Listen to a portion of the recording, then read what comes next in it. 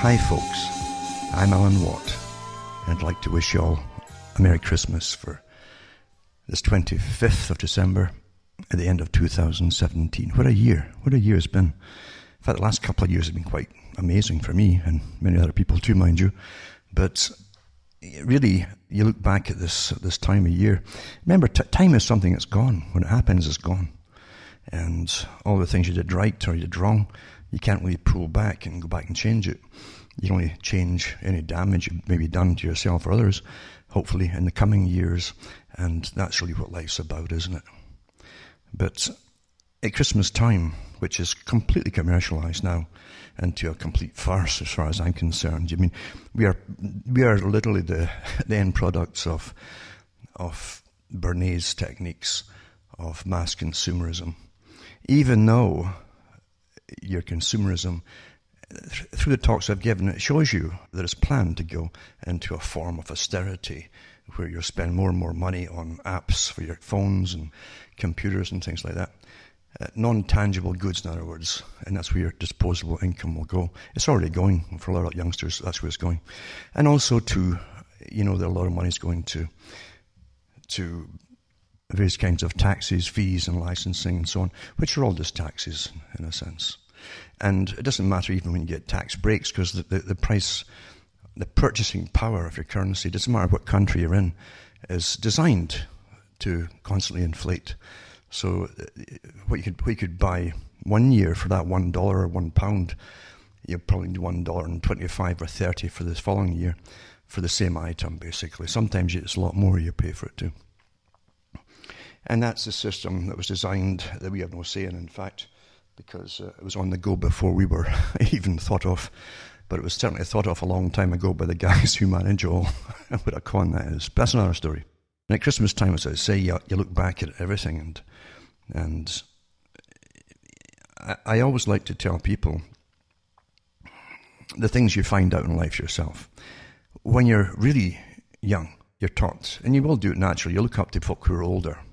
And you do hope, and you do, actually, you believe it sometimes, that they know more than you because they're older, they're wiser. And that's what you think, and that's a big lie.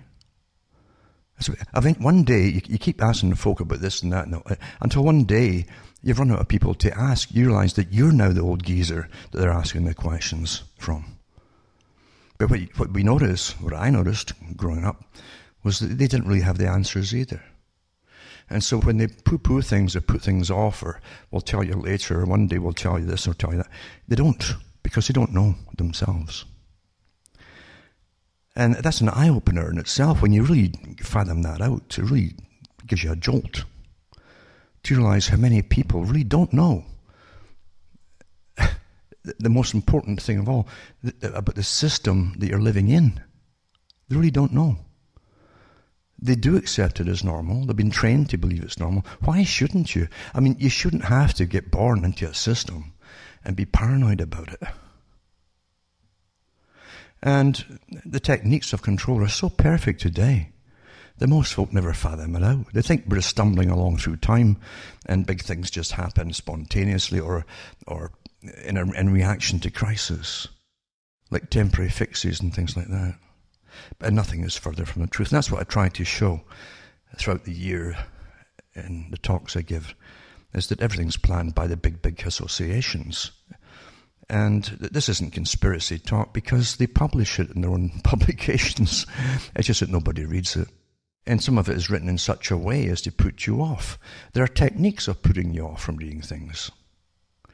We all know this. We all know it. Of course we do. We've been through it too, through schooling and different things as well, where you've got books handed to you that's like, it's just too much to wade through it. It just seems nonsensical. It's like history. Why would you get a big book on history? And all it used to have at one time was dates and times of battles and who the generals were and things like that, down through time. You never heard about the people or the folk who lived in the villages and their names or anything, and how life was for them. It was all about the powerful meeting another powerful opponent and using the little people to fight wars for themselves. And that's all they talked about, is about who won so-and-so. It's kind of like multi-billionaires and millionaires. And you'll read about so-and-so, oh, he built this house or he built this castle. No, he didn't build anything. He never lifted a trowel and some cement and built anything in his life. The people did it, but the people don't count. That's why they don't tell you their names. But we're all descended from the people that you don't know the names of. That's where we all came from. And we are the end products of their lives and their famines and their ongoing wars, and their austerity is had bad harvests and things like that. And we are the products of it all, of folks struggling, always struggling. And then you have added to the mix today, and for the last 100-odd years, you've had a Darwinian concept which helps to justify the elite's idea of ruling the world, ruling over the peasantry, basically. The inferior types, as I like to call everybody else. So it goes on and on and on, doesn't it? This power over, etc., etc. And it's difficult for ordinary people to comprehend. I know that. You know, it's very difficult to believe there are folk out there who would change the world for their own benefits, for their own personal benefits, not for the people, but for themselves. And it's true, you're given today these cutout type characters, the Bill Gates and the Elon Musk and so on, they've been elevated to the top because of what? Because they're rich. They're businessmen. And the CFR, Council on Foreign Relations, that helps rule the planet and advise every government in the world what to do. And you don't vote them in, as I say. They're a private organization. You can't just go and join them. You have to be asked if they need you or not. And even then, they'll vet you heavily. But that's what helps run the world for the elite, you see. And they put out their own publications as well about the future of the planet, the globalization and the free trade ideals, which is not free at all, as I've talked before, about we're all subsidizing all the so-called up-and-coming emerging nations. We're paying to put factories in for them. We're paying for the cost of the factories and for their hospitals and the whole bit. And we're paying even to import their stuff into our own countries. And we're paying for the post as well. And so naturally the big corporations that set up the free trade deals through the CFR and so on, they all move off to all these third world countries. We pay for putting their factories up for them, the whole thing. And they've got it made. It's all a racket. The world is comprised of racket upon racket upon racket, and that's what they call reality. And that's why they go so heavily overboard and in massive indoctrination, so that most folk never figure it out. And most people certainly go through their lives struggling. So as it says, one war after another. It's one depression. They like to call it recessions now, but it's depressions when financial collapses or near collapses happen and your dollar is worth nothing and your pound's worth nothing and all your other currencies are worth nothing. Look at Greece, poor Greece, getting hammered and hammered and hammered and hammered. They'll never get out of it. It's not meant to get out. You can't get out of compound interest. That's why it was designed that way. And other countries are following suit. And they won't be happy, the big boys and the World Bank, these private organizations and IMF, they won't be happy until they've got every country in the same position forever and ever and ever. Then they can amalgamate you all and call you whatever they want to call you. Or that's the big plan, because you're living in a Darwinian eugenical system where the elite and powerful and ruthless have deemed it okay to be ruthless and powerful and merciless. Because they have the backing now of the survival of the fittest, as they call it. They even laud, they have programs out now lauding psychopaths. Oh, nothing would change if it wasn't for the psychopaths taking chances. And you can see it everywhere as they devalue life and so on. But we're living through it. But at the same time, they haven't eradicated the natural humanity that still exists in a lot of people out there. And that's your survival mechanism. Is the bond between everybody else. And you will find it through your life here and there. You meet people who are so in tune with you. They're not in the majority, but they're so in tune with you that it's almost a spiritual experience when you meet them. It's like meeting some real genetic twin or something. That's what you feel like.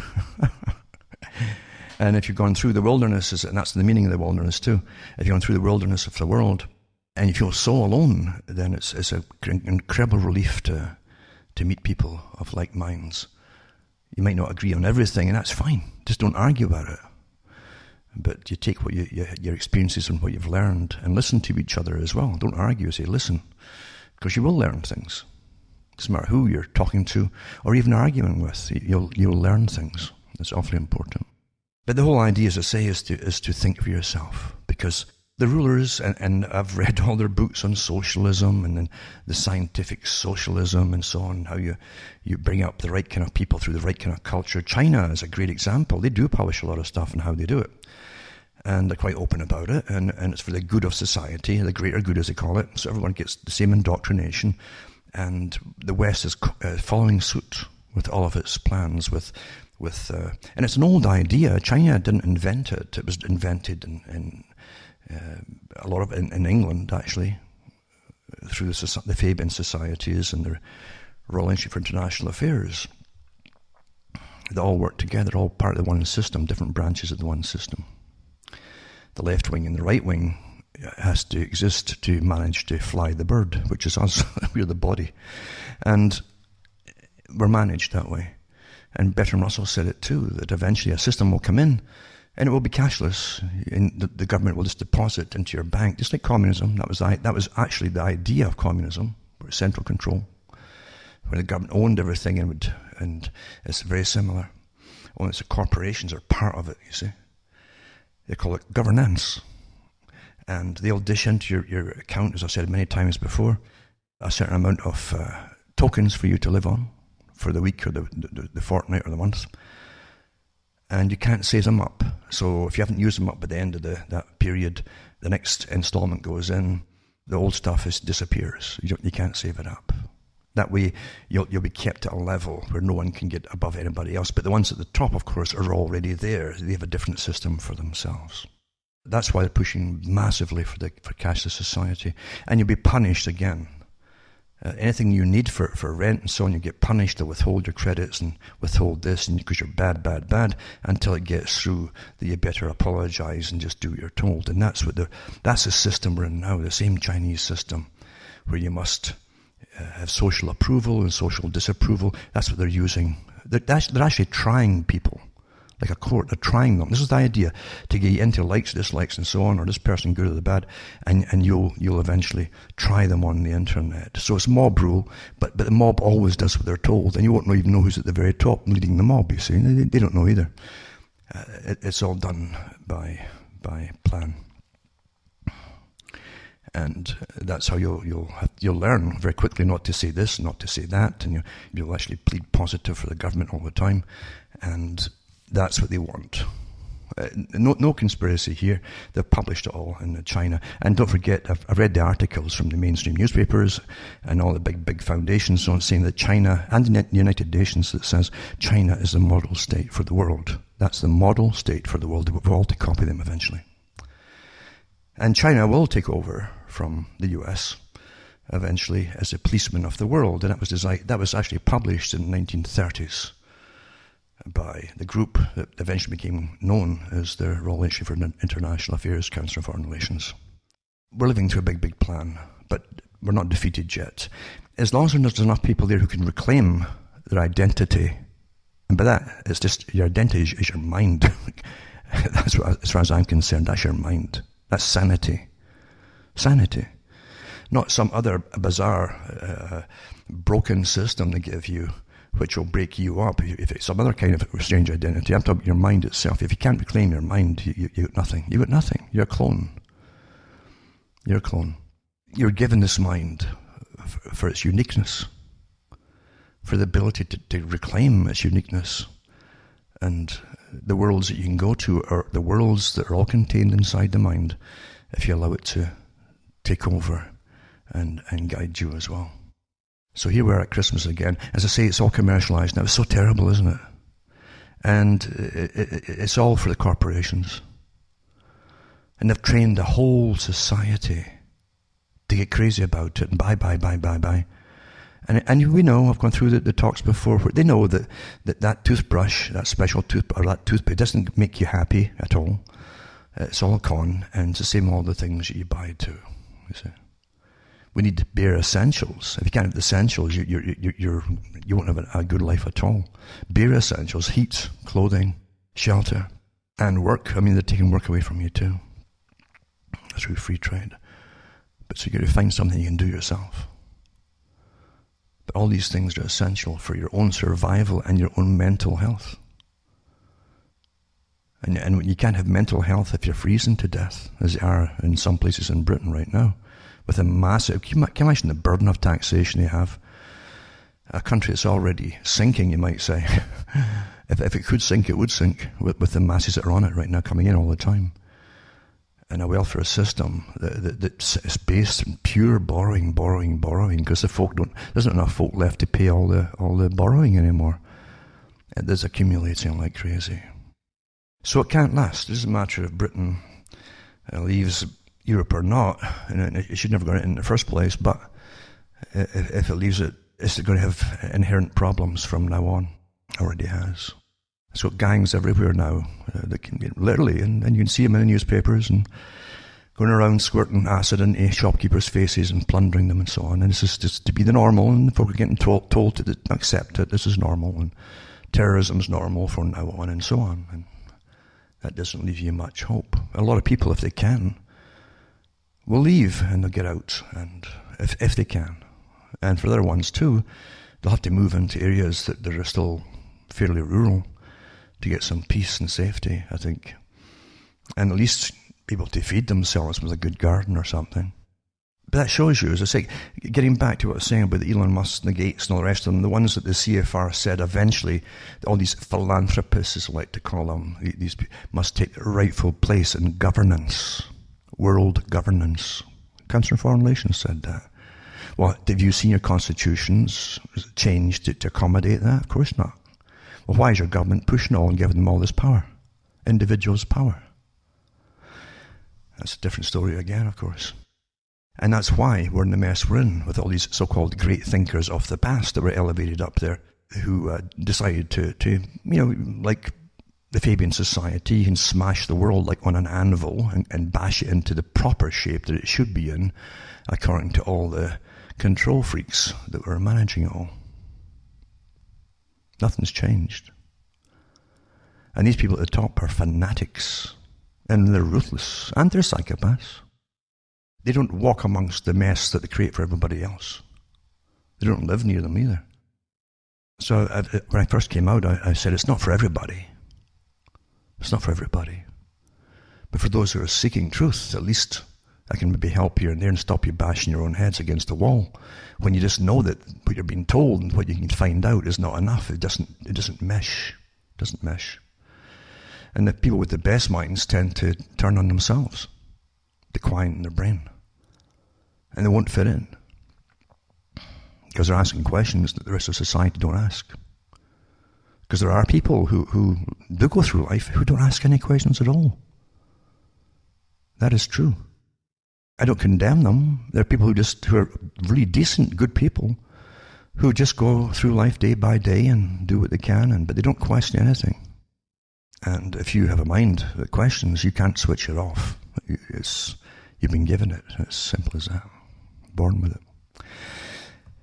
Anyway, I've had lots and lots of people from all over the planet that have followed me for years, and they email me, and I try to get back to them, and anybody I haven't got around to yet, hopefully I will.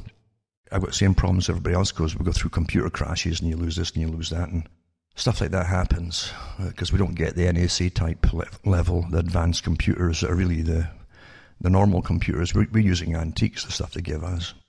But the NAC have got all the best stuff. The real stuff, stuff that's meant to last for years and work awfully well.